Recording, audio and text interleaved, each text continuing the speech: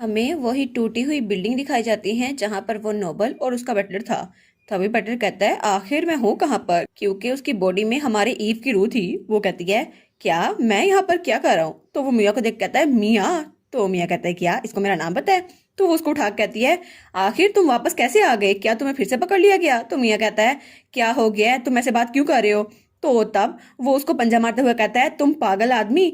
तो हमारी ई वो चिल्लाती है, वो कहती है तुमने मेरे हाथ पे ऐसे क्यों मारा और तुम मुझे पागल आदमी क्यों कह रहे हो, मैं तो एक लड़की हूं ना। लेकिन तब वो अपने हाथ को देखकर कहता है एक मिनट रुको, मेरे हाथ ऐसे क्यों दिख रहे हैं। तब वो अपनी बॉडी को देख कहता है लेकिन मेरी बॉडी ऐसी क्यों है, मैं एक आदमी कैसे बन गई। तो और तब वही नोबल वो कहता है तुम पहले भी कभी वेस्ट आ चुकी हो है ना। तो ईव कहती है क्या ये तो वही आदमी है जो मुझे ज्वेलरी स्टोर पे मिला था। तो वो कहता है हाँ तुम्हारी सोल का कलर बहुत ज्यादा यूनिक है इसलिए मुझे याद रहा था, और इस बिल्ली ने कहा था कि इसकी साथी गुम हो गई है, तो मुझे लगता है तुम वही हो है ना। तो मियाँ सोचता है क्या सोल, ये सोल्स का कलर भी देख सकता है, आखिर ये कैसी बात कर रहा है। तो तब वहां पर एक और धमाका होता है तो तीनों घबरा जाते हैं।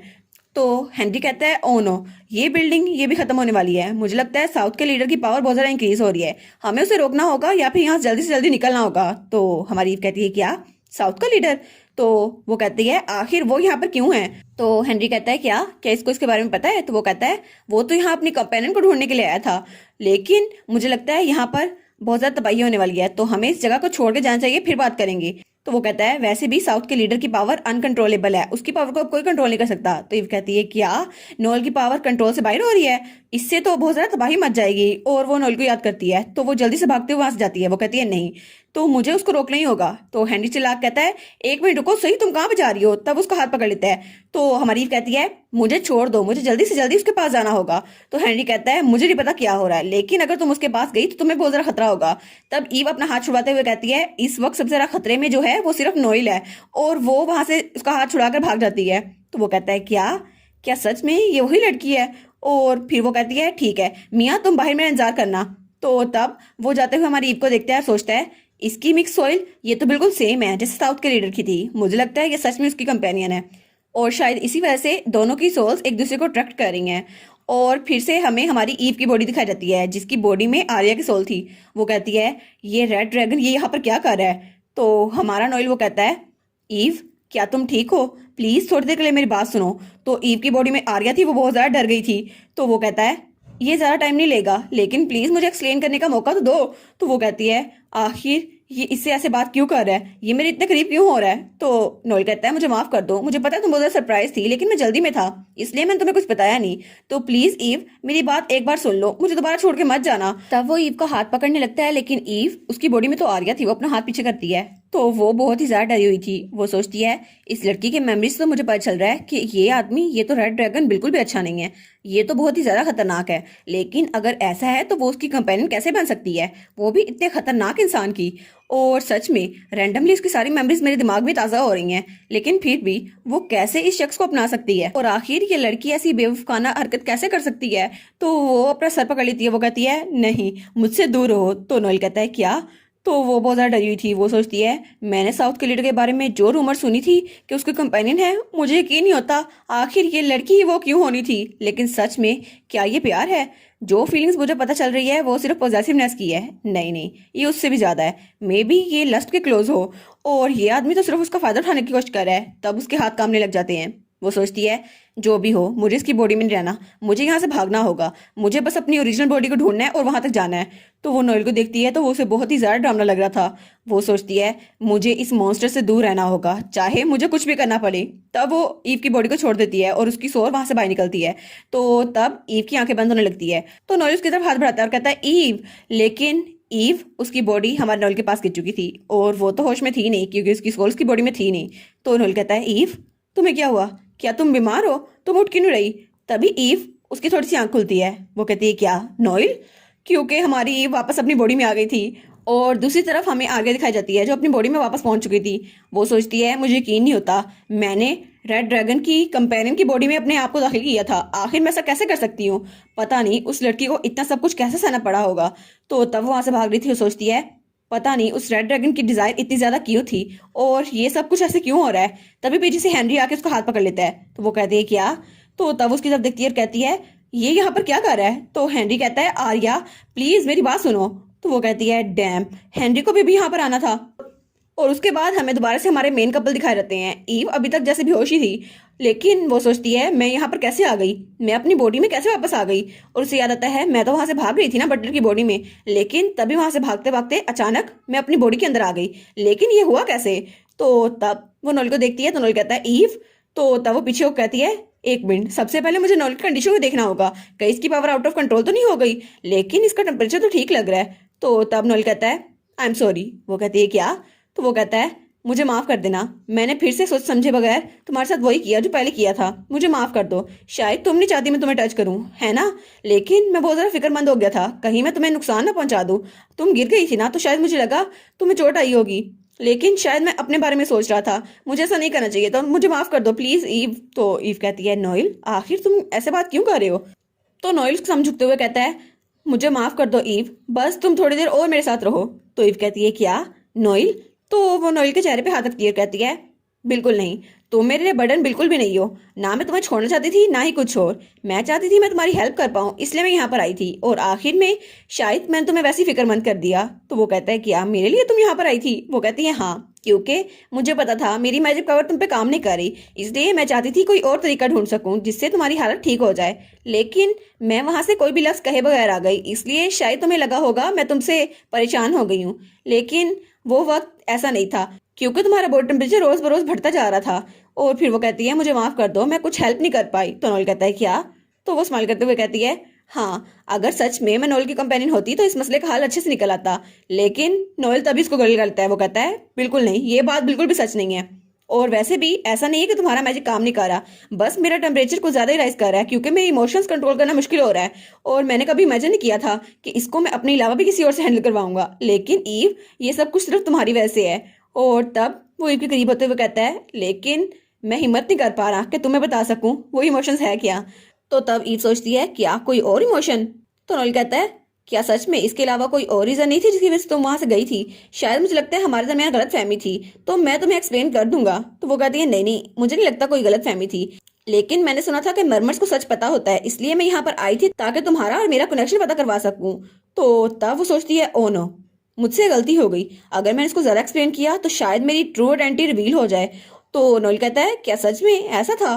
तो ईव सोचती है हाँ बिल्कुल ऐसा ही था, लेकिन वो कहता है क्या तुम मेरी वजह से फिक्रमंद हो गई थी या फिर तुम मुझसे डर गई थी इसलिए यहाँ से चली गई। तो ईव कहती है नहीं नहीं, ऐसा कुछ भी नहीं था। तो नोएल कहता है ठीक है, अगर ऐसा है तो फिर बस ठीक है, चाहे कुछ भी हो जाए फर्क नहीं पड़ता, मेरे लिए बस यही काफी है कि तुम मेरी साइड पर हो। और तब फिर से हमारा हीरो स्माइल कर रहा था। तो तब वो कहता है मैं बहुत ज्यादा खुश हूँ ईव, क्योंकि तुम मेरी साइड पर हो, मुझे ये सुनकर बहुत ज्यादा अच्छा लगा कि तुम मुझसे भाग नहीं रही थी। तो ईव उसको देखती है और वो सोचती है हाँ, शायद मैं अभी के लिए इसको यही कह रही हूँ, लेकिन इसको ये नहीं पता कि मेरा ब्लड वो वुल्फ और ह्यूमन का मिक्स है, अगर मैंने इसको ये बता दिया तो क्या पता वो मुझसे नफरत करने लग जाए। तो तभी वहां पर एक और धमाका होता है। तो ईव कहती है क्या। तो तब वो दोनों चौंक जाते हैं। तो नोएल कहता है ईव क्या तुम्हें दोबारा से कहीं और चोट लगी है। वो कहती है नहीं नहीं मैं ठीक हूँ। तो तब वहां पर एक और रास्ता खुल चुका था। वो कहता है ठीक है हम लोग यहाँ से पहले बाहर निकलते हैं, बिल्डिंग से बाहर निकल के बाकी बातें करेंगे। वो कहती है हाँ हाँ ठीक है हम जल्दी करते हैं। तो तब नोएल अपना हाथ आगे बढ़ाता है, कहता है प्लीज एक्सक्यूज मी। तो ईव कहती है क्या। तो वो जल्दी से ईव को उठा लेता है। ईव कहती है क्या नोएल तुमने मुझे उठा के लिया। तो वो कहता है तुम जख्मी हो ना, लेकिन शायद तुम अनकंफर्टेबल हो रही हो, लेकिन अभी भी देर नहीं हुई, मैं तुम्हें नीचे रख देता हूँ। वो कहती है नहीं नहीं इट्स ओके। और वो सोचता है अच्छा ठीक है, समझने के लिए शुक्रिया, प्लीज आराम से यहाँ पर रहो कंफर्टेबली ईव, मैं तुम्हें वहां पर ले जाता हूँ। तो ईव कहती है हाँ ठीक है। और तब वो भी ब्लश करने लग जाती है। वो सोचती है आई विश मैं सच में नोएल की रियल कंपेनियन होती, कोई और लड़की नहीं, लेकिन शायद ये नावल ये ऐसे काम नहीं करता, और नोएल की ट्रू कंपेनियन मैं बहुत ज़्यादा सॉरी हूँ, शायद मैं नोएल के साइड पर और रहना चाहती हूँ। और तब वो दोनों वहां से दूर जा रहे थे, और उसके थोड़ी देर बाद वो लोग एक जगह पर पहुंच चुके थे उस बिल्डिंग से बाहर। तो नोएल कहता है मुझे लगता है शायद ये जगह ये ठीक रहेगी, अब यहाँ पे धमाके का असर नहीं है। तो ईव कहती है थैंक यू नोएल। तो वो उसको नीचे उतार देता है। तो तभी उन्हें आवाज आती है तो ये रहे तुम लोग। तो नोएल कहता है एक मिनट, तुम यहाँ पर क्या कर रही हो। तो रेचल जल्दी से भागकर हमारी ईव को गले लगा लेती है। वो कहती है सिस्टर। तो वो कहती है क्या रेचल और जियोन तुम दोनों यहाँ पर क्या कर रहे हो। तो रेचल कहती है आप ठीक तो हैं, आपको कहीं चोट तो नहीं लगी। तो हमारा जियोन भी स्माइल कर रहा था। वो कहता है सिस्टर आप ठीक है ना। तो रेचल कहती है क्या किसी ने आपको कुछ कहा सिस्टर, मुझे एक बार देखने दे, आपको कोई चोट तो नहीं लगी। तो ईव कहती है नहीं नहीं मैं ठीक हूँ। तब हमारा नोएल कहता है रेचल तुम यहाँ पर क्यों आई हो, मैंने तुम्हें कहा था ना कि कैसल में मेरा वेट करो, लेकिन तुम यहाँ पर कैसे आ गई। तो वो कहता है तुम्हें पता भी है आखिर इतने दूर ट्रैवल करने से कितना ज़रा खतरा हो सकता है, तुम अकेली यहाँ पर कैसे आ सकती हो? तो हमारी रेचल कहती है आपको क्या लगता है सिस्टर के लिए सिर्फ आप फिक्रमंद थे? तो इफ कहती है कि हाँ ये मेरे लिए फिक्रमंद थी। तो हमारी रेचल रोते हुए कहती है जब सिस्टर और जियोन अचानक गायब हो गए तो मैं बहुत ज्यादा डर गई थी, आपको ये बात पता होनी चाहिए। और वो तो बहुत ही ज्यादा रो रही थी। और फिर वो रोते हुए कहती है शायद इसलिए क्योंकि मुझे लगा था कि वो हमको छोड़कर जा चुकी हैं। तो इफ कहती है क्या सच में? तो वो कहती है मुझे माफ कर दो रेचल, क्या तुम मेरे लिए फिक्रमंद थी? और वो दिल में सोचती है मुझे लगा था किसी को कोई फर्क नहीं पड़ेगा अगर एक दिन अचानक मैं गायब भी हो गई, लेकिन अब नोएल की फेक पार्टनर होने के तौर पर भी मुझे नहीं पता था कि वो लोग मेरे बारे में इतने ज्यादा फिक्रमंद होंगे। और तब उसे अपनी मॉम की बात याद आती है जो कहती है अगर हम फॉरेस्ट के अंदर चले गए तो मेरी बेटी हम लोग ठीक रहेंगे, इसलिए मैं तुम्हें प्रोटेक्ट करूंगी। और वो सोचती है मुझे लगता है बचपन में हमें किसी ने ढूंढा तो शायद अभी भी कोई हमें नहीं ढूंढेगा। लेकिन वो रेचल को लगाते हुए कहती है मुझे लगा था शायद मेरा बिना कुछ कहे ही वहां चले जाना ठीक होगा, लेकिन मुझे माफ कर दो रेचल, मुझे तुम्हें बता के जाना चाहिए था। और वो दिल में सोचती है चाहे लोगों को ये झूठ ही क्यों ना लगे, लेकिन मैं चाहती हूँ मेरे इर्द गिर्द के लोग वो मुझसे डिसअपॉइंट ना हो। और वो फिर से कहती है हाँ मुझे माफ कर दो रेचल, प्लीज मुझे माफ कर दो। और वो सोचती है मेरी डिजायर्स तो बढ़ती जा रही हैं, मैं चाहती हूँ मैं अपनी पूरी जिंदगी इन लोग के साथ गुजारूं, ये लोग बहुत ही ज्यादा अच्छे हैं। तब उनकी फैमिली तो बिल्कुल कंप्लीट लग रही थी। तो जियोन कहता है रेचल रो मत, तो हमारा नोएल कहता है ईव तुम मत रो। और वो सारे इकट्ठे थे। तो वो कहती है मैं नहीं चाहती किसी के सामने मेरी आइडेंटिटी रिवील हो, क्योंकि मैं नहीं चाहती ये लोग मुझे दोबारा से बर्डन कर दे या मैं इनको छोड़ कर जाऊं। और उसके बाद उन लोग की सबकी सुलह हो गई थी। और फिर हमारी ईव रेचल का हाथ पकड़ के वहां से जा रही थी और वो लोग सारे के सारे बहुत खुश थे। तो रेचल कहती है मैंने जियोन को वैसे ले लिया है ना, अगर मैं बाद में उसको लेती तो फिर तो मसला हो जाना था ना। तो ईव कहती है ओ थैंक यू रेचल। तो जियोन कहता है मैं आप लोग के लिए कोई परेशानी बन गया हूँ, मुझे बाद में ले लेते, मैं खुद भी तो आ ही जाता। तो ईव कहती है लेकिन रेचल तुम नोएल के साथ क्यों नहीं आई, आखिर तुम्हें इस जगह का पता कैसे चला? लेकिन उसकी बात पूरी नहीं होती तभी उसे आवाज आती है जाने दो उसे। तो वो जब वहां पर देखती है तो वहां पर बाकी सारे साइरेंस थे जिनको मरमेड सिपाहियों ने पकड़ा हुआ था। तो ईव सोचती है ये तो साइरेंस है ना। तब वहां पे चार्ल्स भी थी। वो कहती है ये सब मैंने किया, इसमें आर्या की या रैन की कोई गलती नहीं है। तो हमारी ईव जब उसकी तरफ देखती है तो वो कहती है इस लड़की को इस समुद्र में मैं लेकर आई थी, लेकिन रैन ने कुछ नहीं किया, उसे जाने दो। तो तब दूसरा सिपाही कहता है हाँ वो मैं था जो इस औरत को पकड़ के वहां पर ले गया था, रैन का इसमें कोई कसूर नहीं है, उसने तो सिर्फ इससे बात की थी। तब उनमें से तीसरा साइरन कहता है हाँ वो मैं था जो मैंशन को कंट्रोल कर रहा था, इसलिए रैन को इस बारे में कुछ नहीं पता। और कोई भी उसके खिलाफ गवाही देने के लिए तैयार नहीं था। सब कहते हैं रैन ने कुछ भी गलत नहीं किया, हमें ले जाओ। तो ईव सोचती है क्या ये सब लोग रैन की साइड ले रहे हैं, लेकिन क्यों? तो तभी रैन वहां पर आती है, कहती है बस बहुत हो गया, अब तुम लोग मेरी हिमायत करना बंद कर दो। तो ईव कहती है क्या आर्या? और आर्या उसको भी पकड़ा जा चुका था और वो उनके दरमियान में थी हेनरी और बटलर के। वो कहती है बस सब कुछ खत्म हो गया, ये सब कुछ मैंने शुरू किया था, इसलिए आपने मुझसे वादा किया था माय लॉर्ड। तो हेनरी कहता है हाँ ठीक है, सिर्फ आर्या को अरेस्ट करो और इसके अलावा बाकी सबको रिलीज कर दो। तो बाकी कहते हैं क्या आप ये क्या कह रहे हैं, ऐसी बेवकूफी मत करें, आखिर उसने क्या किया है, रैन को छोड़ दे हमें पकड़ लें। तब हेनरी हमारी ईव के पास आता है, कहता है मुझे माफ कीजिएगा माय लेडी, लेकिन मैं अपने फादर और ईस्ट के लोग की तरफ से आपसे माफी मांगता हूँ। तो ईव कहती है लेकिन तुम माफी क्यों मांगोगे?